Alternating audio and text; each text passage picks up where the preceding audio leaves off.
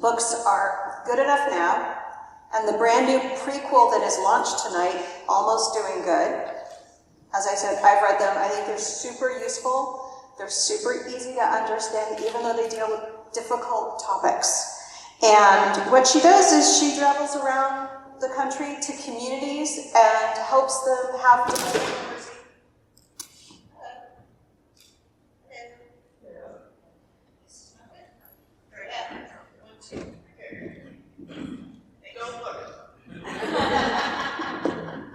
Okay, so Jess travels around the country and she has conversations and teaches people how to talk to each other and deal with the difficult things. So please welcome my very good friend and all-around awesome human being, Jess Pettitt.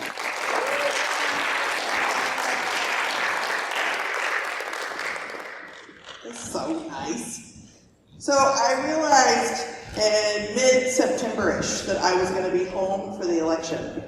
And typically speaking, as stated, I travel around chasing conferences. I work with boards of directors and hospitals and police departments, etc. So when I realized I was going to be here, I realized that there's a part or a pattern of my speaking career that is working with communities in the middle of very contentious crisis experiences, whatever those might be. I'm not quite an ambulance chaser, but sometimes it kind of feels like that. And I realized starting in 2012, I had talked to a community somewhere the day after or maybe 2 days after a presidential election or a midterm election since 2012. So 2012, 2014, 16, 18, 20, 22, and now here we are, 24, and I was going to be here. And I've lived in Eureka for almost 20 years, almost rounding up. I am a super city person, but I got the feelings and moved here. Largely during COVID, I think is when I really learned how much I like it here, but it did take a global pandemic for it to get closer to Manhattan. So, Jess, I'm so sorry to interrupt, but I don't know your mic is working. Or you may need to really close it. Great. Great. Cliff, backup, sound. Wonderful. I can hear you, but it's not working. Okay, great, good to know. I will live here just in case it continues to eventually work. How's that? Thank you for letting me know. So when I realized I was going to be home, and I realized how much this community has become a part of my life, I have joked for years it's a wonderful place to come home to. It is a fabulous place to shelter in place. The air quality is amazing, minus fire season. People often say, like, this is such a hard place to travel in and out of, but you know it's going to be, and part of the reason it's hard to travel out, look at that. Part of the reason it's hard to travel in and out of here is because it's isolated, and that's also what makes it itself. So inside this isolated community that I deeply love, when I found out I was going to be here, I reached out to Greg to see if this theater space, which really is supposed to be a community space, if it could be a neutral space. Mid-September, I didn't know if we'd even know who won the presidential election yet. I wanted to be able to do something regardless of what happens, because the polarization that I experience all around the country is actually less obvious here. And sometimes I think that's the power of Winco and Grocery Outlet. But I know that it's here. And I know that it's with your family members, and with your friends, and with your coworkers, and with strangers. And so when I asked, like, can I do something that, one, is a fundraiser for the theater, supports the community, but really gives some space to help individuals, including myself, like this is my kind of therapy space too, of how are we as a community in community with other people here. And so that's really what I thought I would talk about tonight. When I think about the speeches or the talks that I've given since 2012 after these very, very contentious times, there's a similar pattern that's happening. So I want to talk a little bit about some of those skills. I also want to give you a chance to ask questions. Some people tend to get very nervous and like pucker up at the idea of asking questions, especially when it's so high stakes. So I invite you to take your cell phones out, and I'm going to give you a texting number, and you can text message me your questions in real time.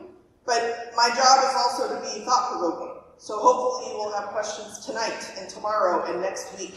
And I want to make sure that you have access to someone who can listen to you in a given situation, with a certain person, with a certain topic that's really hard. You can text message me. While we're together tonight in the theater, there's one rule about the texts, and that is if you do not want me to read it aloud, then put DR at the beginning of the text. It means don't read. I will read it and I'll respond via text, but not out loud. I say that because I don't know the power dynamics of who's in the room or who you came with or what kind of question you want to ask. One of the dynamics that really came forth in this particular presidential election, more so than I think others, was that there are households where members of the same household did not vote the same way. And so I want to respect that that could be a dynamic that's present today. So you get to text message me whatever you want. I will talk for a little bit. This is the agenda for those of you that need a roadmap. I'm going to talk for a little bit. I'm going to read some of your questions, and then I'm going to pull Amy back up, and she's going to interview me about the book and why I wrote what I wrote and how timely it is to write a book called Almost Doing Good. And then we'll see if there's more questions that came in, and then that'll be the evening. So hopefully that was enough time for you to get your phones out. The texting number is area code 202. I know it's a DC number. Back in the day, phone numbers used to spell something, so I picked this number. I can't remember what it spelled. But 202-670-4262. 202-670-4262. You can save it in your phone, take a picture. Look at my fabulous paint. Take a picture, save it in your phone. You can ask me anything you want to, anytime you want to. Tonight, if you're asking me something while we're in this space, and you do not want me to read it aloud, put DR at the beginning. The bonus of doing the texting is that I find we have a cultural phenomenon happening right now where we are busting at the seams with questions that we are nervous about asking. Because we don't know how to word it, we don't know enough about the person that might hear the question, and sometimes we're not actually even prepared for the answer. So I want to use this tool to help you be able to ask, and we can engage in a conversation over text. Make sense? So 202-670-4262, feel free to text anything you want to. Now the patterns that I want to talk about, because I'm pretty sure at least some of the initial texts that I'm going to get, I can predict. And part of that is human behavior. I'm actually not psychic, but human behavior. A couple of you are going to text message test. I want to see if this actually works. I am going to send you back a flamingo, because why not? Some of you are going to ask some questions about them, because them need to do something, whoever the them are. So this is me telling you they are wrong. I don't actually know if that's true, but it usually makes people feel better. So the reason why I think that's so important is that the questions about them and their behavior is out of our control. And notice I said our, not your, because I would like to change people in my life as well. So if your questions are about them, my response is going to be, when you are in a situation where you want to have them show up differently, the only thing you actually have control over is you are somebody's them. Are you following me? This is a little grammar test, right? So someone is terrible, awful, and horrible, and it makes you feel terrible, awful, and horrible. Fantastic. When can you take responsibility for making someone else feel terrible, awful, and horrible? Because you have control of this, but not this. But we spend a lot of time and energy on this dynamic so that we don't take responsibility for this dynamic. So those are usually the questions that come in. You're welcome to come in. I'm just going to make fun of you. But I'm not going to know which one of you sent it in.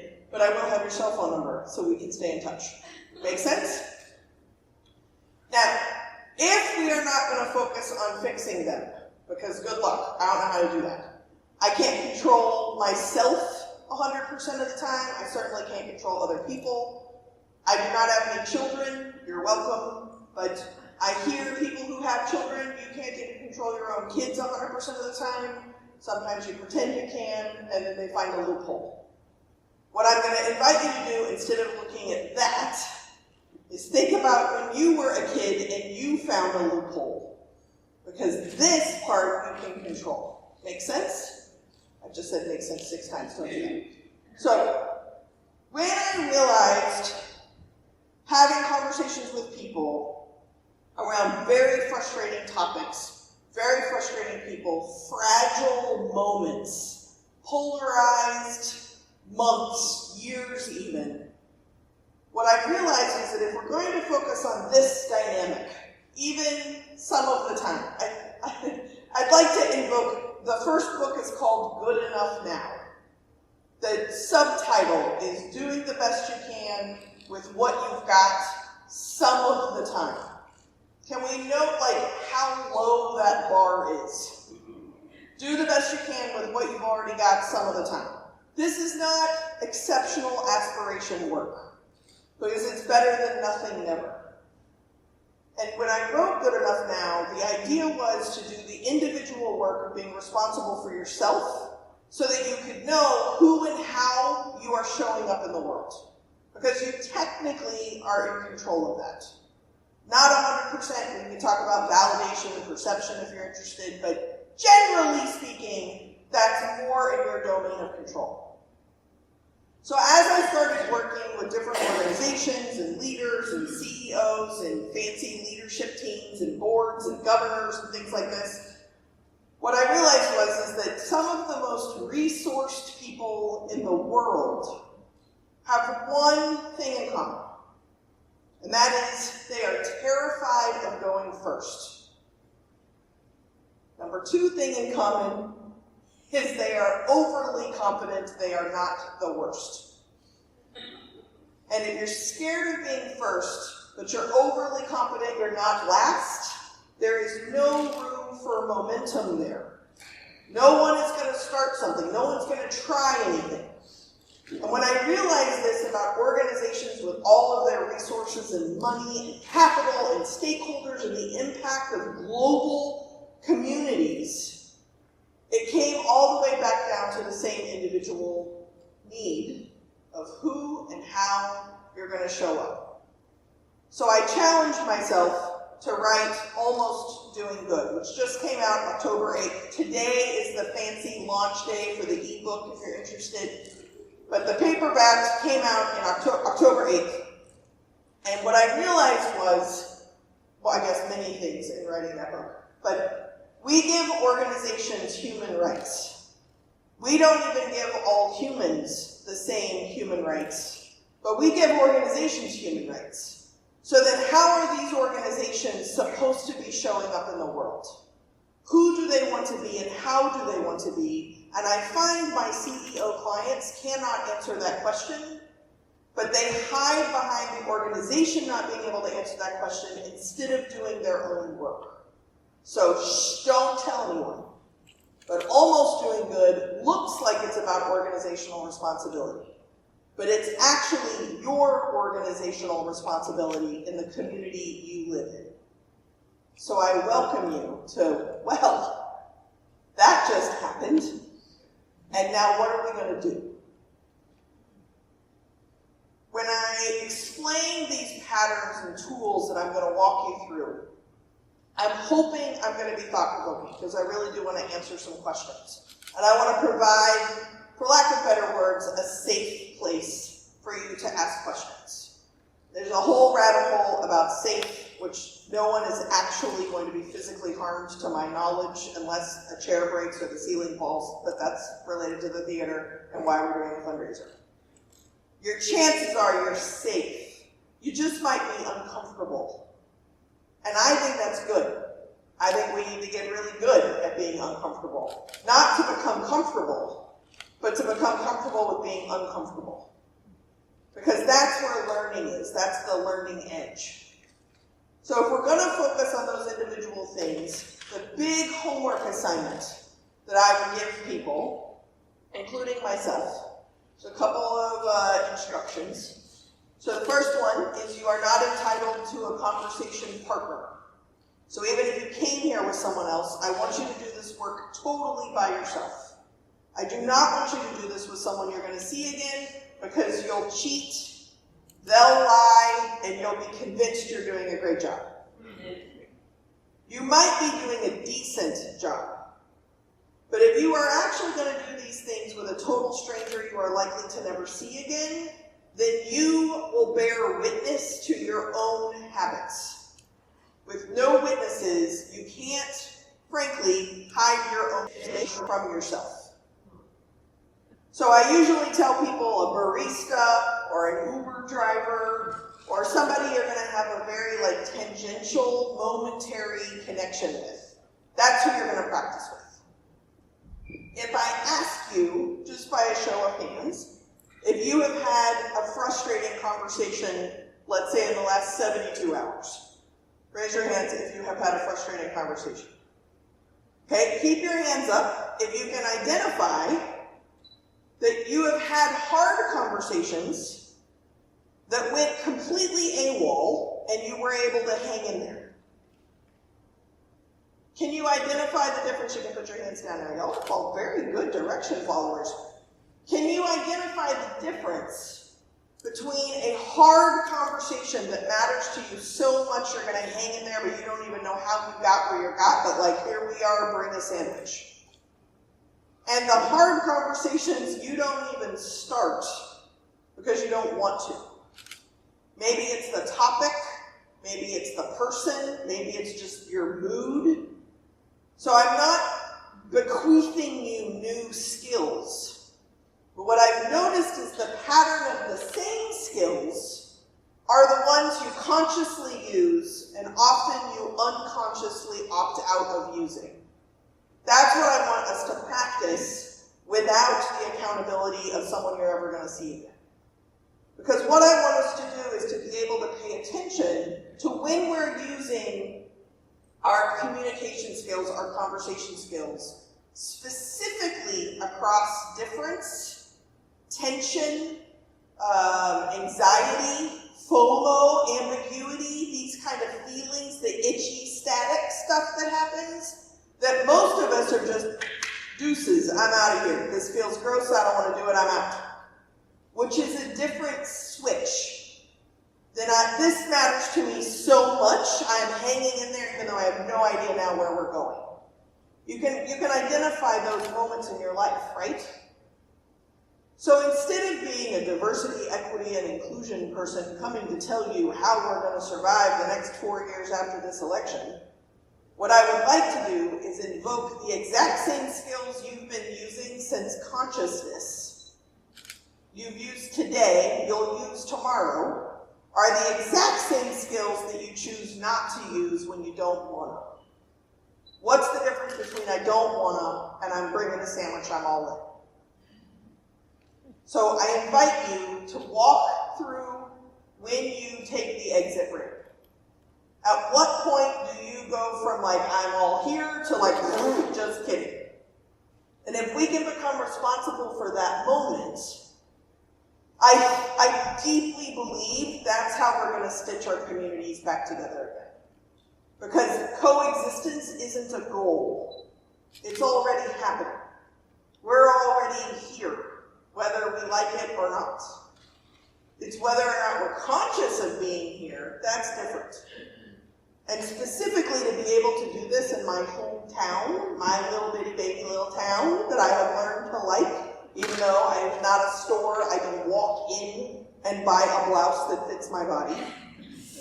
Minus that factoid, that is what the internet is for. And thanks to COVID, we now have pretty good internet unless it's sea lion season, right? So, I'm going to ask us to practice so that we can become more conscious of when we opt out.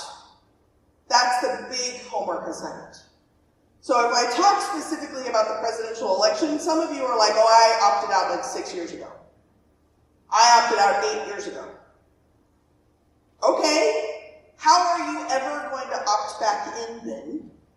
And I want you to notice that you opted out consciously, but what about the relationships that you've opted out unconsciously? You don't even realize you're not there anymore. It's the same skills as the ones that you unconsciously just hang in there. Right? I don't want you to do a show of hands because it might be embarrassing, but anybody got a best friend? Some of you have more than one. Pressure's on. Pick one. We all know you like somebody better. Yeah. Your best friend has put you through the ringer, and you are there, no matter what, right? Doesn't matter. It doesn't even matter. You're just like, oh, that's why we don't go to Vegas anymore, right? Or whatever it is, right? So you are capable of hanging in there. Can you be capable of noticing when you don't even try? I believe walking through this by yourself, you're going to be able to notice when you're like, I don't want to do this. And then you can actually start taking some responsibility for why is it you don't want to do it. Notice I'm not saying you should do it, but you need to at least be conscious of why you're choosing not to do it. Sometimes we just get uncomfortable. Sometimes we feel like we're not going to win, or we're not quite sure how to be right, or we're not really sure how to make them wrong or make them lose. So we're just out. When does that happen? So, I'm going to walk you through this process. If you already bought a book, there's a circle in the book that's a model if you want to look at the pictures. Here's my lovely PowerPoint deck. I don't use PowerPoint. So panic, there's no PowerPoint. But what I want you to do is to decide first, I want to make a better connection. I just want things to be better. They don't have to be fixed, they're just going to be better. You're doing this with a stranger, right? Luckily, we make tons of judgments and assumptions, so you get to determine if you think it's better or not. You're going to know, right? Doesn't mean you're right. Doesn't even matter if you're right, but I want you to practice. So in some scenario, I'm going to take a barista because that really says a lot about my life. So I'm going to decide in the interaction with the cashier that we're going to make this better. I get to determine when I'm done. Much like a personal training appointment, your personal trainer says you got to give me 4 more, and you look at your watch, you can do 2 real slow. Appointment over, right? So when do I get to stop making better connections? That's it. For me, at the barista, it's when the beverage is in my hand. I have that window of time. So when do I get to stop? Then I'm going to listen to the scenario or the person that I'm talking to. Sometimes listening is metaphorical. I want you to observe what's going on. You're going to write some judgments and assumptions about what you're observing, and you're going to determine, can you be funny with this person? Are they in a good mood? Are they in a bad mood? What do I need to do? Again, who knows if you're accurate, but you're going to listen to them as if they know something about their life. One of the hardest things that I work with these very privileged, resourced people to do is to listen as if they don't know the answer. Because they don't know the answer. But we have forgotten how to practice that. So listening to them as if they're wise, what that means is, and this happens to me quite often, the person in front of me is rude. Have you all ever been in this scenario? So then they leave, and then it's your turn, and the cashier is like, so I'll just say, like, you're doing your job. You're listening to the customer. Fix your face. Take a breath. Have a sip of your beverage. Like, I'm not going anywhere because I actually can hold this domain for you to, like, that was rude. That was terrible. I see you as a person. They can get it together and then you can proceed. So when you listen, in extroverts, we tend to listen like dolphins. So we send out sonar messages and then like wait for things to come back. So as a flaming extrovert, I have made some jokes this evening and I'm paying attention to whether you're laughing or you're not laughing, and that's like adjusting how I'm talking. Because that's what extroverts do. I am fortunately becoming more introvert trained. I am married to a flaming introvert. And basically what that means is that I'm married to a court reporter who often books me back to me I don't even agree with myself. That's just me. I'm learning. So there's some extrovert bias in this model. But let's just say you've done it, barista, until the cup of coffee is in your hand. That's when you get to stop. You're going to listen to this barista and figure out what's going on. Are they cool? Are they not cool? Are they having a good day? Are they having a bad day? How's your day going? Then you're going to decide what it is you're trying to say. And this one is particularly important because I want you to both form your message and be crystal clear on your intended meaning of the message. I often get asked which one is more important. Yes. Which one do I do first? The one you're trying to avoid. How you know you haven't done this? Court reporter, again, or turkey. Are you familiar with turkeys? Some of y'all, turkey. I turkey all the time. It's when I get really defensive. Because I've said something and I get feedback, and I don't know where that feedback came from. So it comes at me and I go, oh, that's not what I meant. I don't know what I meant, but it is not that little kernel of knowledge you have given me. That's the turkey. I didn't know what I meant, but it's not that. Or I've memorized a scenario where I feel like I lost. You get the transcript, your lines get to change, their lines stay the same. You just get better and better and better at winning at that conversation. I am not the only person with a therapist in the room, but that happens. When you're doing either one of those, you have not clearly formed your message with a clear intention. Either one of those. Sometimes we do both at the same time.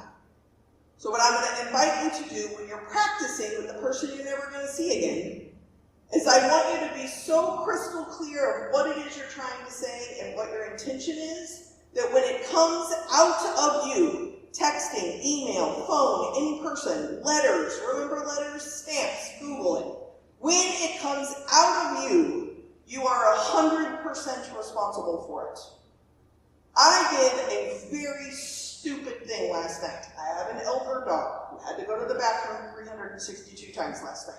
So around 150 times I took over because then it became kind of the morning shift, whereas my partner gets the night shift. So I couldn't go back to sleep because my dog's going in and out the back door. So I read the comments. I know. Highly recommend. Nope.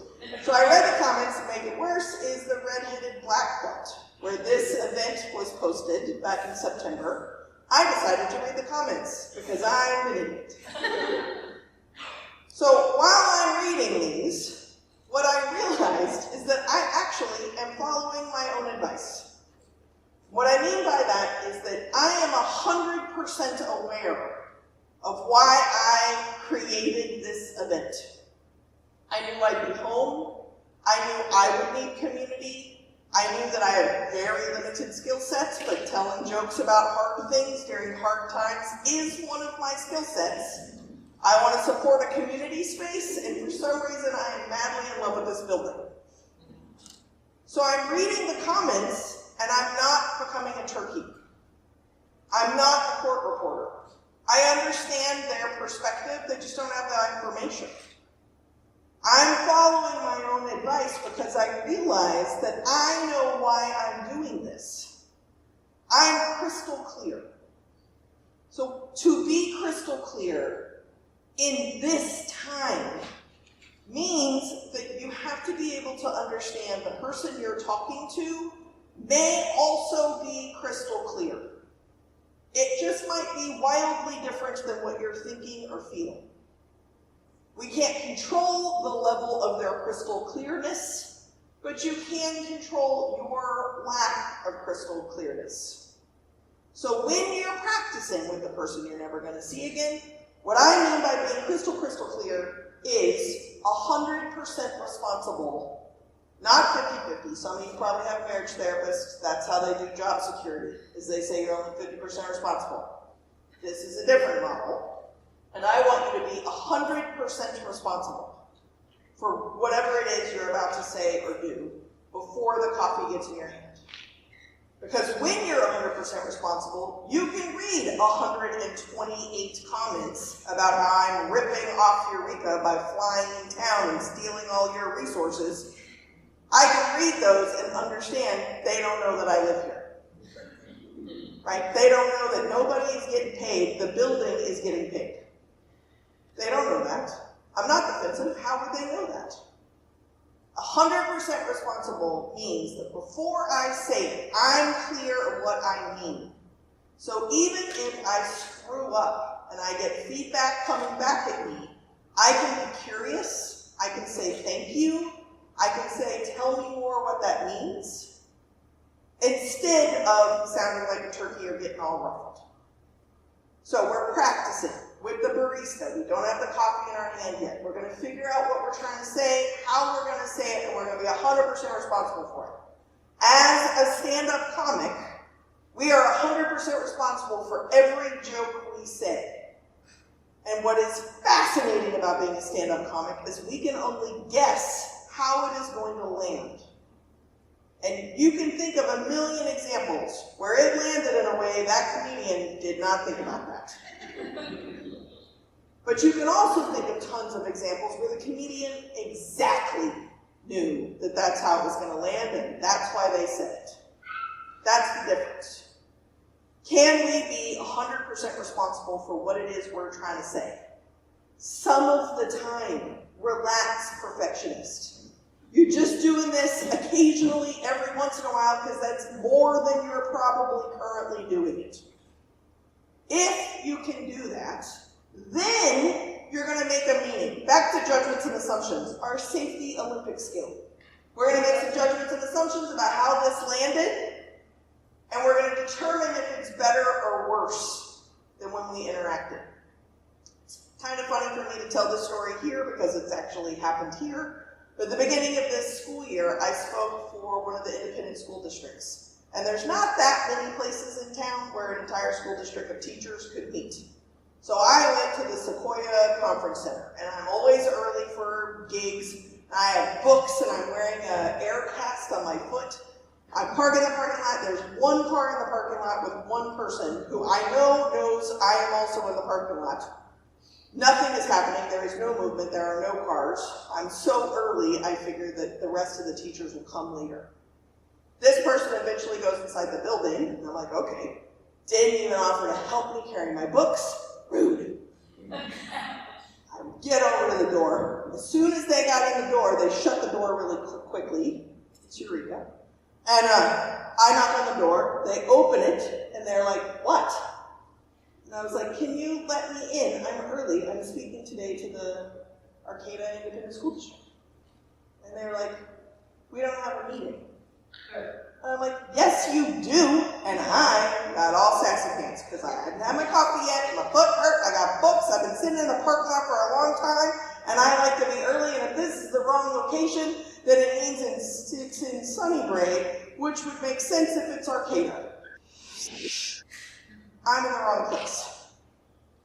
I share that story out and about because it is a possibility that the human being working doesn't even remember this happens, right? Because people are rude all the time. But I remember it because I wrote a book about how to be a good communicator. Across power dynamics, even at 7 a.m. But at that moment, I did not take my own advice. I'm asking us to do the best we can with what we've got some of the time, with the goal of seeing, is this better, worse, or neutral since we got involved? Most of the conversations I've had today with people in the community asking about this event and what's happening, there's lots of nerves and anxiety about what's happening, where's coming, can I go, what's going on, can I bring my dog, of course, bring your dog. Well, all these conversations have been happening all day long. What I think is stressing people out the most is they don't know how to win the worst person that they're hoping they don't have to communicate with. Maybe aim a little lower, right? Like, if I pick the most frustrating person in my life, let's go with Dick Cheney. there is a very good chance I would never be allowed to be alone with Dick Cheney, let alone manage to have a successful relationship or conversation with Dick Cheney. If it's not gonna happen, maybe that's not what I should practice with. Why don't I practice with something that's more realistic? So if that's the kind of cycle to practice with, if your goal was to make a better connection, and not to be right or not to win or not to make them wrong or to make them lose, but to keep that connection, if that's the goal, you are responsible for how you're engaging there. And that is how we will stitch our communities back together again. So again, at the beginning of this, I gave you a texting number. Some of you were like, why would I take this number down? Who are you? I'm going to give you the number one more time. I'm about to call you back up here. But I want to tell you one story before Amy comes back up. So the texting number again is 202-670-4262. 202-670-4262. I have a brother. That is a very hard statement to say some days. And my brother and I, we lost our parents at a relatively young age. I sort of raised my brother. I felt like when he turned 40, my work here was done. He's married, he has kids, lives in Ohio. We have outrageously different lives. Those outrageously different lives have encompassed religion, politics, every subject that is near and dear to me, my life, my work, who I am as a person, who my partner is as a person, what I want in the future, what I want for communities. If you could be more divergent than my brother and I, it would be pretty impressive. So for a couple of years, I didn't talk to my brother. Mostly this was around COVID. Not only was I going to hell the usual ways, but I had also been vaccinated. I live in California. I'm stupidly educated. I'm married to a professor that works at a university in California, and he's vaccinated too. Straight to hell we go. I didn't talk to my brother for a very long time. What I realized was that I am significantly more prepared for his death than I am his absence. I miss my brother. I actively miss the relationship I wish I could have with my brother. And I honestly have grieved that I won't have the relationship I wish I could have with my brother. I don't have access to my niece or nephew. My sister-in-law was like the great hope, and then QAnon herself. But what I realized is that my brother prefers to text, doesn't like the phone, he doesn't like Zoom. He really likes landscaping, like a lot. So my brother and I exchange texts every once in a while that are mostly about mulch. I had to Google what mulch was. This is not something I give any care to.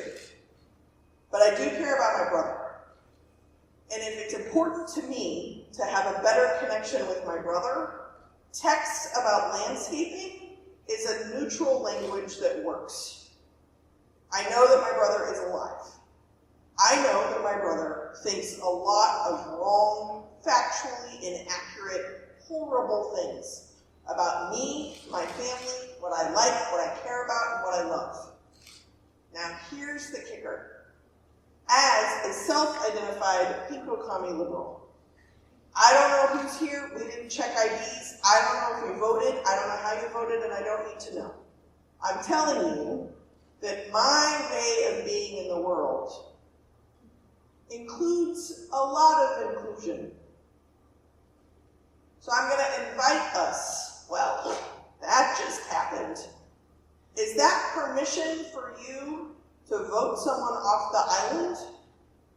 Or is that permission for you to extend a seat and invite somebody into your life so that you can have a better connection with them? Even if it means only talking about mulch. I got what I wanted.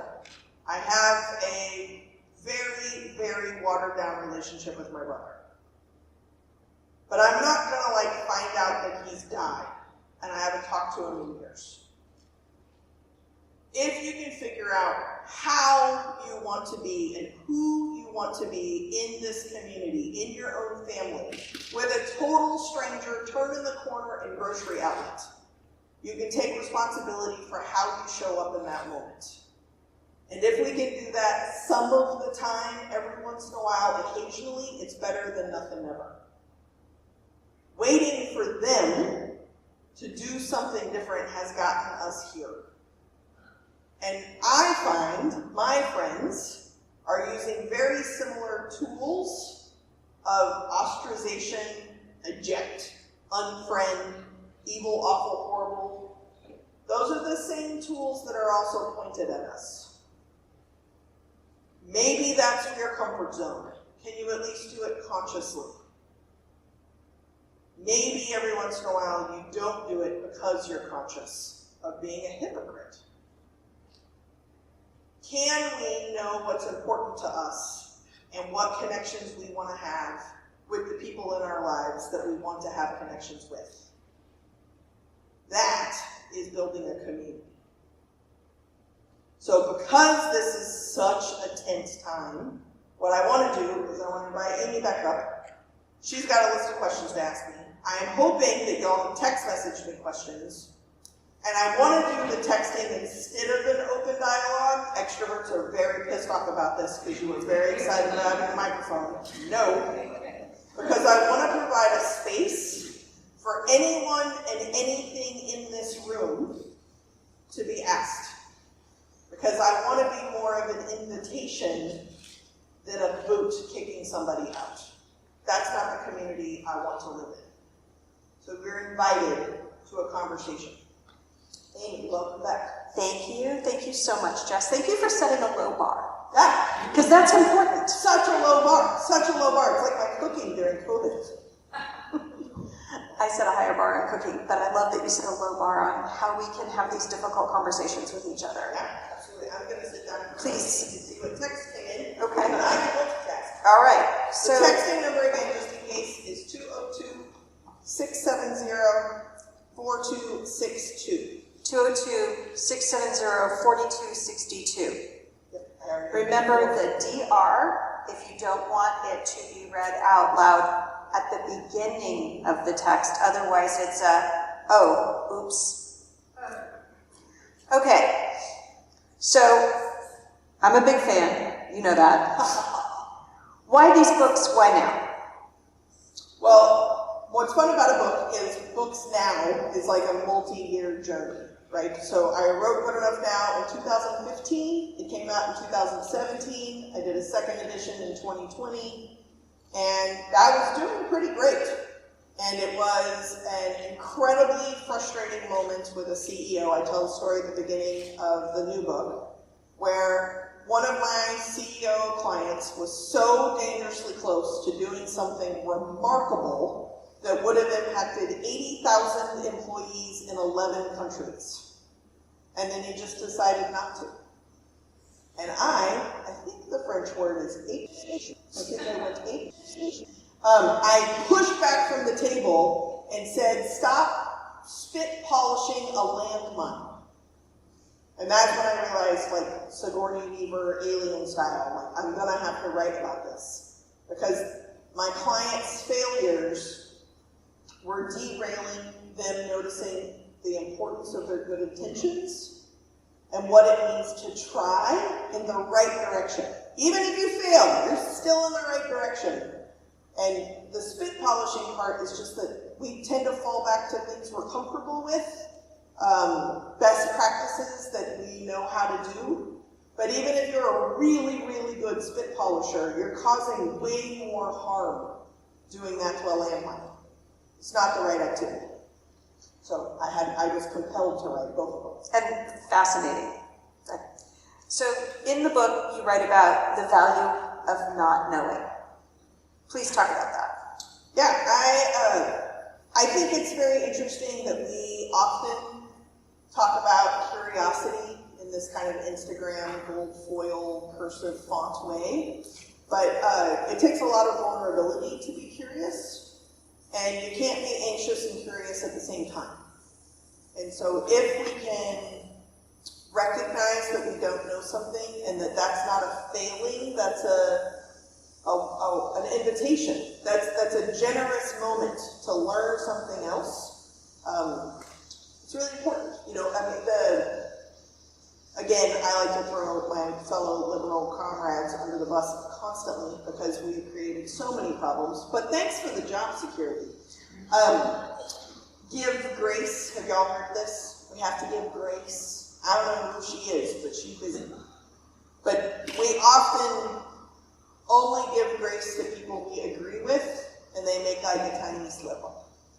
And what giving grace really means is recognizing that every sentence has a history, and that that individual has survived things you may never know about, but their life, much like your life, much like my life, much like your life, has taught you how to be safe and prepared in this world.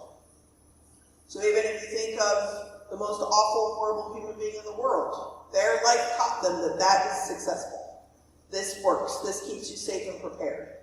And it's from that place of generosity I think we can be curious. And not knowing something and admitting you don't know something and seeing that as like the beginning of an adventure instead of a failing is important. I actually used your book in class the other day as a teacher, and I talked to my students about, you know, when we come to a position where we already know, there's no room for learning. Right. So I want you to talk a little bit about your model of prepare, recognize, respond. Sure. Can I get super nerdy? Yes. Permission to get nerdy? Be nerd. Oh my gosh. Okay. Nerd out. So during COVID, I was terribly afraid of breaking sobriety. When I've been 20 years sober last week. Congratulations. That is huge. So proud of you. It's very weird to think that there's almost nobody left in my life who has seen me smoke a cigarette or get shit-faced. They're almost all gone. Not because they're dead, just because I can't be friends with them anymore. Or vice versa, maybe, I don't know. Anyway, focus. So I was very afraid of breaking sobriety, and when you go backwards, I'm not the most resilient bug, because this was like in May of 2020. So I lasted like 6 weeks. I enrolled in the MBA program at the Voldemort that used to be known as Humboldt State. And Cal Poly Humboldt. See, these jokes work here. They don't work. Cal Poly Humboldt. I enrolled in their 1-year online MBA program because COVID was only going to last a couple weeks. And maybe I could travel and get the MBA at the same time. So, I'm nerding out, I recognize this. There is an accounting class that I vaguely recall taking, and I made an A. Please interpret as you wish how hard this program was. But the Cressy's 1953 triangle, he did a bunch of interviews with white-collar criminals who admitted guilt. And in doing these interviews, he discovered this reasoning of them committing fraud, and he calls it the fraud triangle. And there was something about this triangle that just stuck, because I just couldn't figure it out. It's like, I don't know if this is a thing. So I married an ethicist, which means there's philosophy books everywhere. So anytime I ever ask a question, I either have to define what the word it means, or I get handed a textbook. So I was asking about whistleblowers, and I got down this slippery slope about whistleblowers, but I realized whistleblowers were doing the same thing that the fraudsters were doing. And I eventually realized that I don't think it's a fraud triangle, sorry Cressy, I think it's a disruption triangle. It's the ingredients needed to go against the grain, which sometimes is desperately needed, whistleblowers, and sometimes is real bad, fraud. So I created the do-good triangle, which is to disrupt on purpose for something elevated in your industry or your greater community. The 3 sides are prepare, recognize, and respond. And then when I was writing all these case studies, I realized they kind of trickled into the same pattern where the good intentions were usually one side of the triangle, but not the other 2, which is why it failed and caused even more harm. But if you were to use all 3, I think we could actually disrupt the systems that we know, that we are oppressed by, that we mutually benefit and feel oppressed by, that are sustained in our workplaces, if not our home lives, our communities, etc., and we can do good. My next card is kind of perfect. Okay. It says, value of disruption and normalize complexity.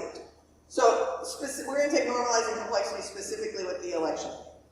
I'm struggling between my obsession of listening to the news and wanting to throw my television across the room, except it's attached to the wall. Because now everybody, I don't do the sports ball, but it feels like after the game, everybody's looking backwards and being like, well, this should have happened, and this should have happened, and there's all this finger pointing happening. Can we just say it's complicated? Because it's more complicated. It's not just that like polling numbers didn't predict what actually occurred, right? It's that we believed and wanted to believe statistics with our bias, and we interpreted them in a certain way where we were confident that we knew what was going to happen. And some of us were right, and some of us were not. It's more complicated. And if we can normalize complexity, not see complexity simplified, but just embrace that it's very complicated, and normalize that things are really sticky and complicated instead of smooth and silky and simple. If we could normalize that, we're going to get more comfortable with how complicated things really can be. The biggest disruption I think we could do is getting comfortable with complexity. Instead of this like one-liner, right? Like we've turned everything into some kind of like tweet or marketing moment. And instead, can we just sit with how, when we take my brother as an example, I deeply love someone that I actually believe is causing harm. I don't know how to make that simpler, but there's nothing about that sentence that's simple. In me, or in him, or in our like forced conversations about tulip bulbs, right? Wait till he finds out we don't need mulch in Humboldt. Oh, I don't even know what it is, I had to Google it. I'm going to remind folks of the text number again. Right. 202-670-4262. Again, DR if you don't want it read aloud at the beginning. So I wanted to ask you specifically about people who are in the position of making decisions. So whether they are administrators or corporate executives or business owners or whatever. What do you want? And what do you want people to, that gap between what they want and what they think people experience and what people actually experience and what they actually want? There's that chasm. Yeah, so, y'all are familiar with the show Undercover Boss? Undercover Boss is, for those of you that don't know or don't have that streaming app or whatever we manage television these days, is a CEO who has not used a Slurpee machine in decades, if ever, poses as a frontline employee and learns what it's like to be a frontline employee in their business. And the reason why the show is so popular is because the gap of knowledge and experience is outrageous. It's so outrageous, and it mostly points out how policies and procedures make total sense on paper, and they save money, and they do not make sense when you involve human beings doing those things. I just spoiled all of the show's food. Yes, Bake Off. They cook stuff and it's a competition. Right? Okay, 2 spoilers. Okay, I have a couple of related questions Yep. that I came up with specifically about what this event kind of brought up for me. Great. The first one is, how do we have conversations with folks who may not believe the same things we do? I think you should engage with every single person you ever talk to as if they do not believe or know things that you know, because you're being curious, right? Like when I do podcasts, like what's the actionable quickie takeaway? I always tell people, begin to ask questions of people you do not know the answers to, right? Like, what color is your dream car? Most people don't know that about somebody else. But even asking that question, it gets like a little like, oh, I don't know, do I have a dream car? What color would it be? What is yours? Right? But isn't that really where curiosity begins? What color is your dream car? Cool, dream car. I have a pretty active imagination. Right? I think it might have rainbows on it. Rainbows, fantastic. I'm going to say mirrors. Like a mirror ball, right? Probably very Disco Jess. Right, but you can only drive it at night. Save it first.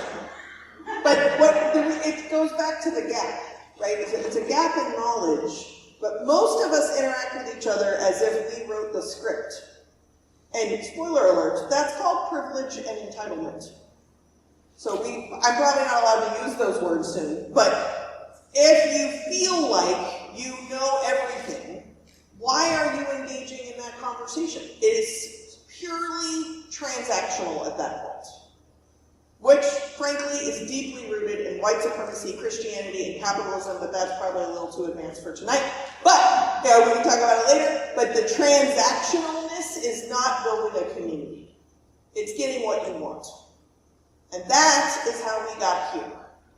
So if we can disrupt that, we might actually get what we want. That's the irony.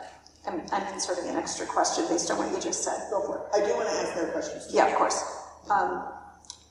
What is important about doing the very politically incorrect at the moment diversity, inclusion, and equity training stuff that you do?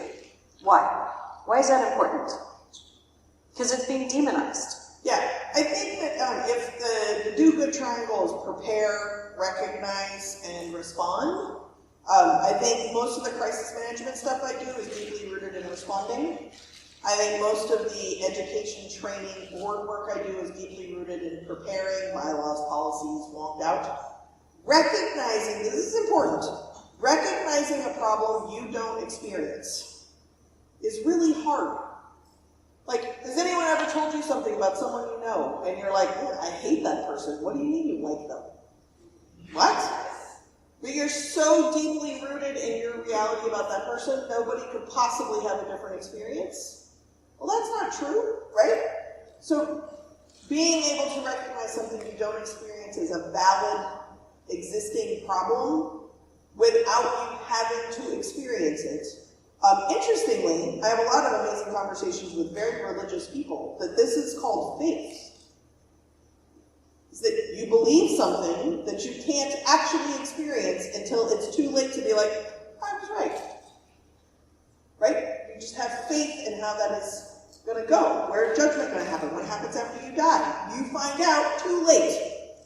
But you have faith in it, guides you through that. And what is important about DEI work, diversity, equity, inclusion, belonging, JEDI, whatever we're going to call it, stop changing the words and just get to work. But the reason why it's important is that, in my experience, the people who experience the least of the problems that are being reported need to be able to have some kind of framework so that they can understand what a problem is they don't experience it. Which is why, like, when you start a conversation about racism, often with a white person, they will go to classism. Because instead of talking about being white, they'll talk about growing up poor. Both are valid, but basically what you've just done is like, let's play Monopoly, I love peacocks.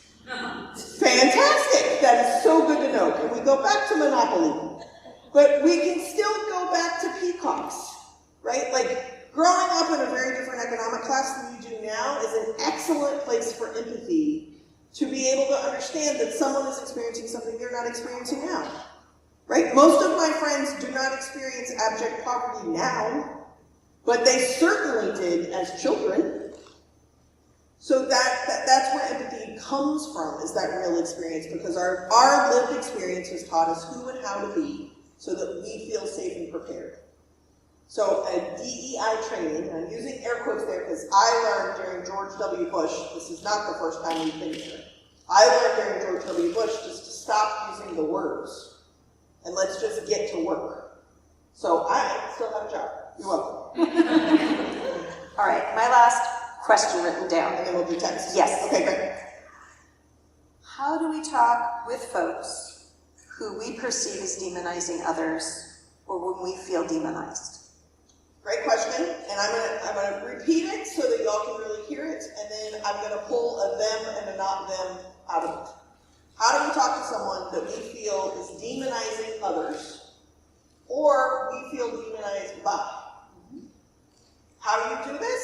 Is imagine the risk and the trust involved for that person to engage with you and they feel demonized by you. It will change your font and how you're about to engage with that person. What if that person is more scared than you are to engage in this conversation, and yet there they are? They're trying and you're escaping. Can you honor the risk that they're trying to do by still engaging with you? Does this work 100% of the time? No, there are assholes in the world. But it can work when you really need it to work. I do not actually believe I have made a ton of progress with my brother. But I do know how my brother is doing. And it's a low bar. Right? It's a big difference between 0 and some. Yeah, exactly. And I have a model in the book where I talk about almost as like the goal. And on either side of almost is like so close negative, so close positive. But what I like about it is that there's this momentum rocking that's there, you know? Movement. Yeah. Will I ever go to my brother's house again? No. 100. Will I bring my partner there? Absolutely not. That is 100% off of the table, not going to happen. But I can text him about tulips. Do you see that? Because what I want out of it, I'm getting out of it. And I'm also taking care of myself and the people I love to feel safe. That's complexity. Sure is. The text number is 202-670-4262. Excellent. Okay, so I'm going to read some of them come in.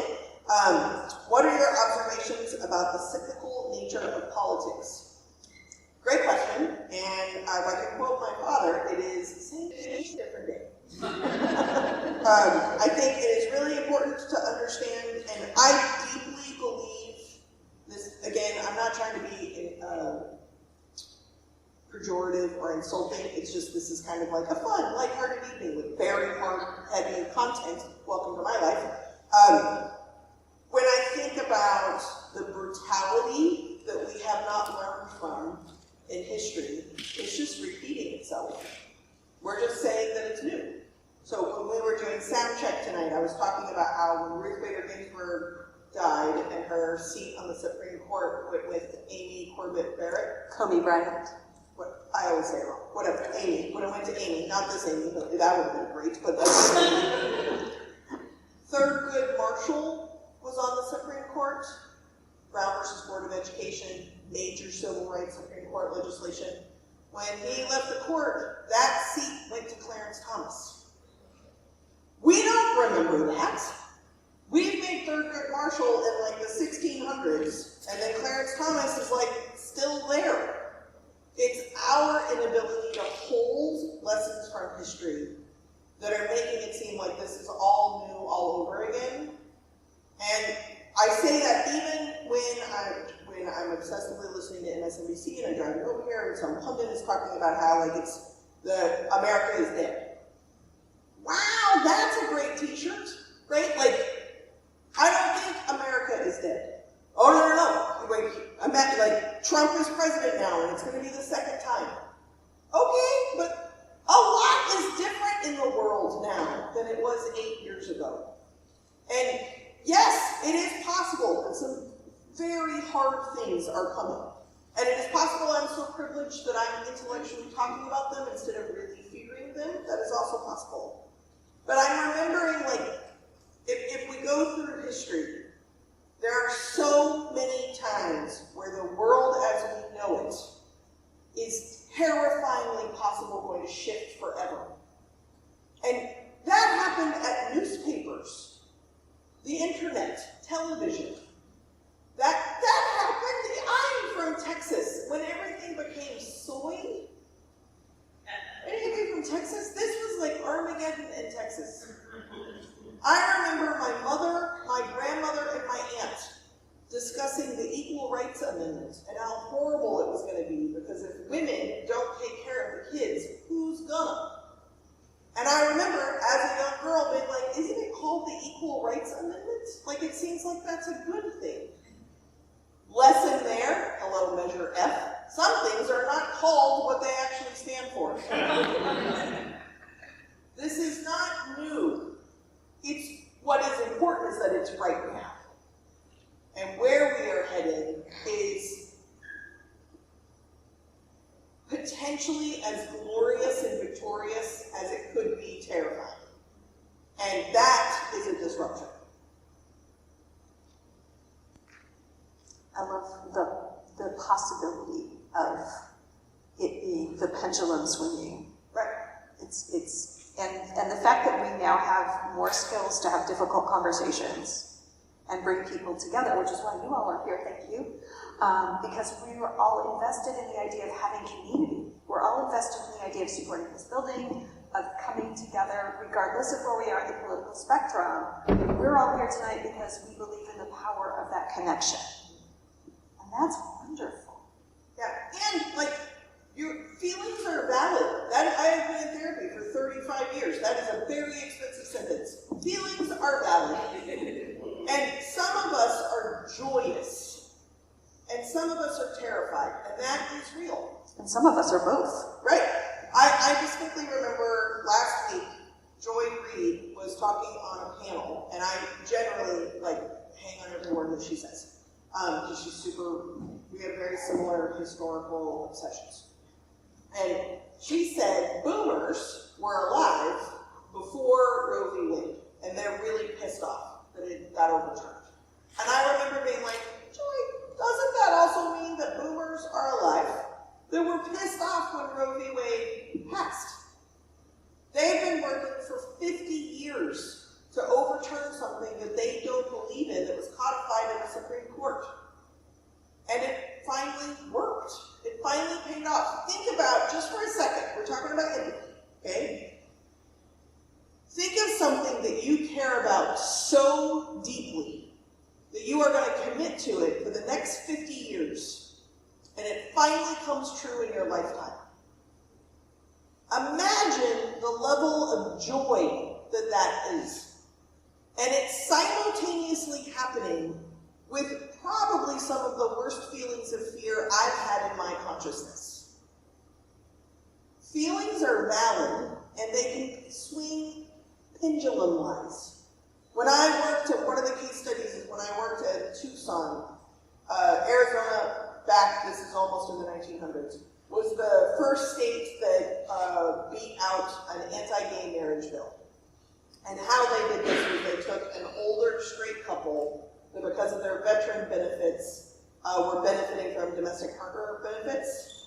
It created a huge fissure in the queer community in Arizona because they used an older white straight couple to defeat an anti-gay marriage bill. And my lesson was, what are we trying to do here? Right? Are we trying to defeat this bill? Or are we trying to come together as a queer community that is full of complications? Because just because you're queer doesn't mean you're not racist, or sexist, or homophobic, or transphobic, or classist, or ableist, or xenophobic. It's complicated. It's not just a relationship status on Facebook. And I invite you to understand that people's feelings can be real, and there can still be one sense of morality. I'm not a moral relativist. I believe that there is one right and there is one wrong. I also believe that there are people who prioritize things differently than me. That is very easy for me to say because this is my job, and I talk to a lot of people who prioritize things very differently than me, so I've connected a sense of humanity to who I could very easily demonize. And the trick is that they have also humanized me. And by doing that, it becomes a lot easier to deal with normalizing the complexity of this relationship. It's not always easy, and they're wrong. Another text, it's 7:47 time check. Okay. How did you resume contact with your brother? Holding my nose, pacing the house and cussing a lot, and then carefully, delicately crafting a text. Being crystal clear in your communication. How do I talk to someone who would rather I die than have base level health care are those who don't see me as an actual human because I have more estrogen than testosterone.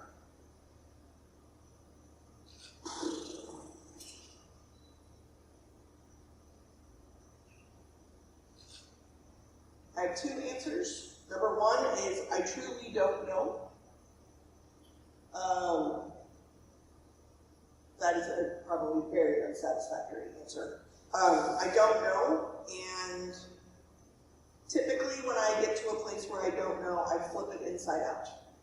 So I try to think about, who do I dehumanize? We do not treat human beings equally at any point in time in our lives. So in our lives, who doesn't deserve health care? I would not have this conversation out loud. But who in your life do you think does not deserve health care? Who in your life, or who on earth, doesn't deserve housing? Doesn't deserve food?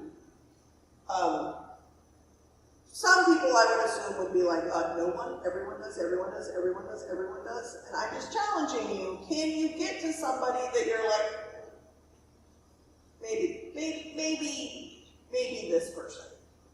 And then sit with that, and then that will help you figure out some kind of empathy that you are capable of dehumanizing someone too.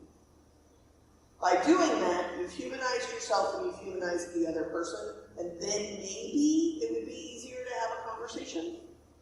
And sometimes it's not going to work. Sometimes it's not going to work. And sometimes it's just not safe. Mm-hmm. And but again, safe is one of those tricky things. I mean physically. Right. Physically safe, probably don't do that.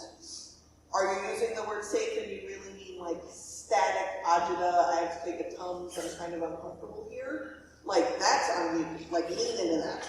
Because there are actual times where people are in physical harm. And if you're having a conversation with yourself with no witnesses quietly, you can walk through this because we have the same thing. We have these same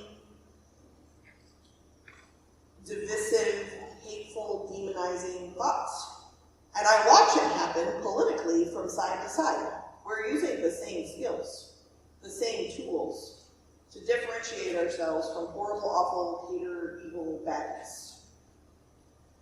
I don't actually think my brother is an evil, awful, horrible, badness. I think it is very likely that he got a lot of the follower scoops, and I got a lot of the leader scoops. You know what I mean? I'm like feral and unemployable. I could not imagine having a supervisor. Like, tell me like what to wear? Back off, right? I am self-employed and file letters of insubordination against myself on a regular. But I can't follow at all. That is not really ideal. I should be able to do both. My brother just follows around and makes terrible choices and doesn't ever get in trouble because he's like tall and gorgeous and has blonde curly hair and blue eyes. It would be nice for him to have some leadership skills and be able to make some choices and decisions on his own and possibly read and think. And I got a lot of those skills. I am too shaky to have children, and he's a really good father. I can strongly disagree with him and also find something that he can do that I can't do. Some of the times it works. All right, let me keep going. And a family relationship is worth some investment, we hope. I hope so. I mean, I'm not willing to completely quit it, but I grieve the relationship I wanted to have with my partner and my brother. And I do feel like I had to choose. And I think I chose well, but it makes me sad. Understandable. All of that is true at once.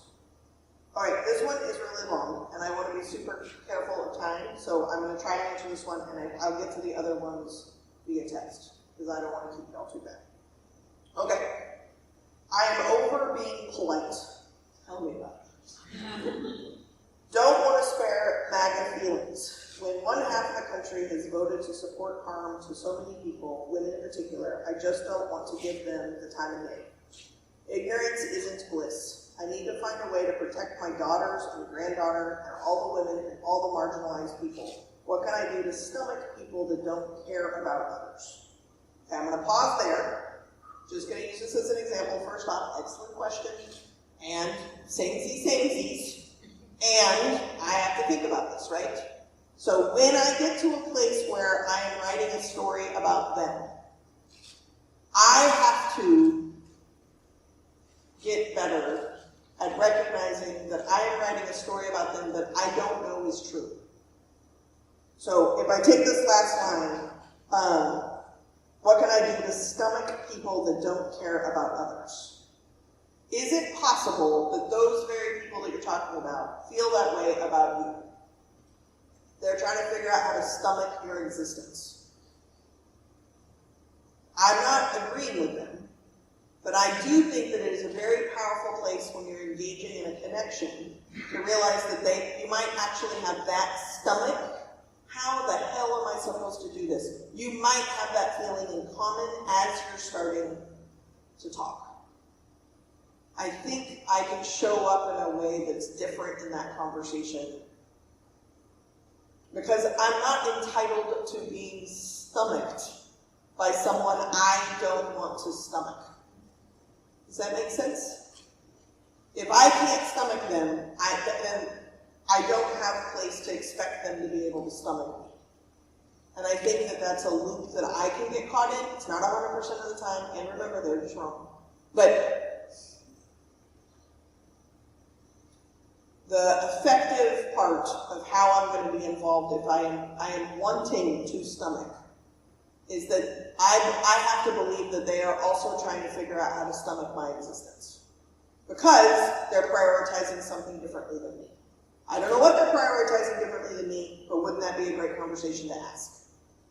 One of my favorite questions to ask someone who will come up to me and say, just so you know, I already disagree with everything about you.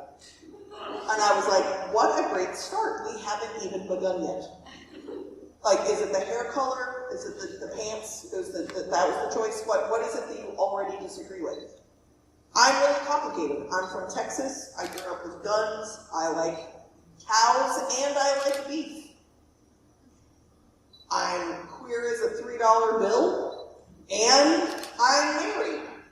I don't have kids because I want an expendable income. I run my own business. I pay 38% taxes. What part is it that you already disagree with? If I can have the cojones to do that to them, I also need to realize that I have already written a story about them that I disagree with everything about them too. What if they know how to make a frittata? I learned about frittatas in COVID. It's a one-pot meal. She's like a French chef. But I learned about frittatas. What if they know a TikTok recipe that I don't know? Some of you may be familiar with Fred Phelps. He's dead now, but he was the preacher from Westboro Baptist Church in Kansas who came up with the God Hates Fags campaigns, which led to Angels in America. I'm a cranky Gen Xer, some of this may be old references. So Fred Phelps used to protest my work all the time, and I would interact with him. First time I brought donuts, he got rainbow sprinkle donuts. Draw your own conclusions. I wasn't going to make Fred Phelps less homophobic, but I did make it to be the case that Fred Phelps had a positive interaction with a queer person.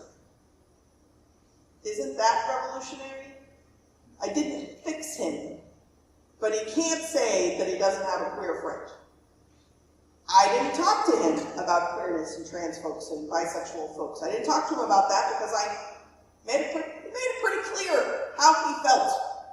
Turns out he really likes Johnny Cash. I really like Johnny Cash. We exchanged playlists. This is back in the iPod shuffle days. Fred Phelps died not being able to say that he hated every gay person. It is also true that Fred Phelps is the only attorney in Kansas that would take biracial couples, and he did pro bono cases for housing discrimination against people of color. Straight people, but people of color. Fred Phelps is complicated. So is the person you're trying to stomach, and frankly, so are you, and they might be trying to stomach that. There's more to this question, but hopefully that kind of helps. There is an event that is happening Wednesday that came with a link that I would have to say out loud, which is weird. If whoever did this, if you want to text me the name of the event, I can say that part out loud. That might be easier than our website. So I'll get to the other questions momentarily, probably over ambiguous Asian food across the street. I say that because it's always really good Asian food, but it's always called something different. I'm going to say thank you for sharing you with us. I get you a little more often than other people sometimes because you're my friend. Jessica's books are on sale in the lobby. The few copies that are out there, all the money's going to the Eureka Theater. Thank you guys so much for being a part of this. Let's find that low bar and do it just a little bit better once in a while. Do the best you can with what you got some of the time, because it's better than nothing ever. And that makes us a better community. Thank you for Thank allowing you. me to be part of the community. Be in Valley.